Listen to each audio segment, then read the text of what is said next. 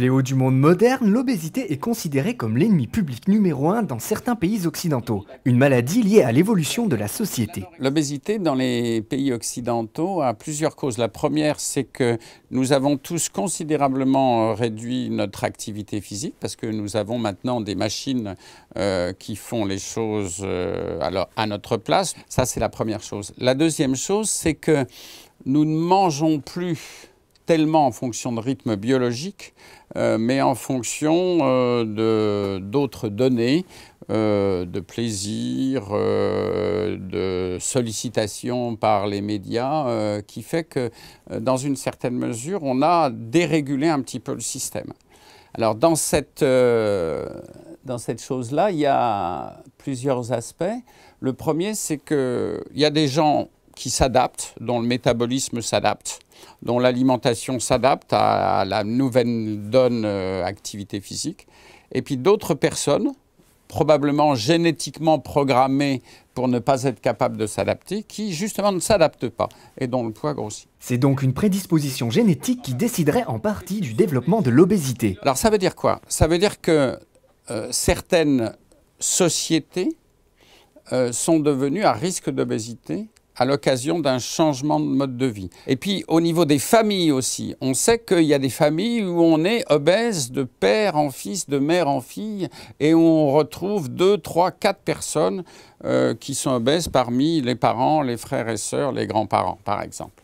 Hein, quand vous prenez cet ensemble, si vous avez plus de 2 personnes qui étaient ou qui sont franchement obèses, le risque de développer une obésité chez l'enfant est multiplié par 4 à 5.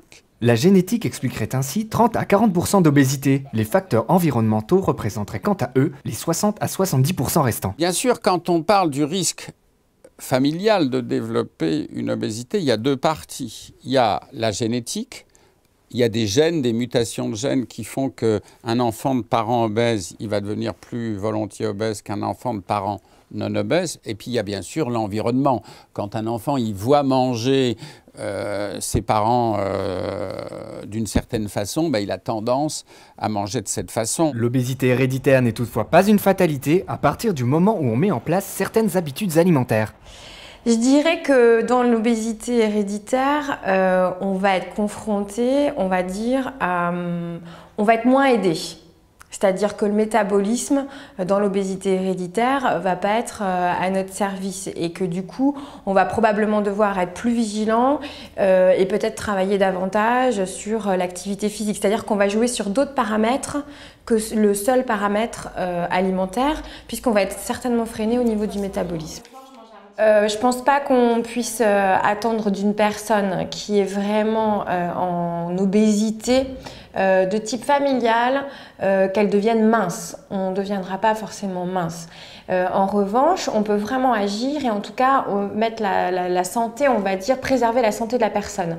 Alors nous, on parle en général d'une perte, alors sur de l'obésité massive, c'est pas flagrant, mais on sait que déjà quand on perd 10 kilos, quand on est en surpoids, on rétablit ce qu'on appelle les constantes biologiques. Donc ça veut dire que tout ce qui est glycémie, cholestérol, le bilan lipidique peut être en partie rééquilibré.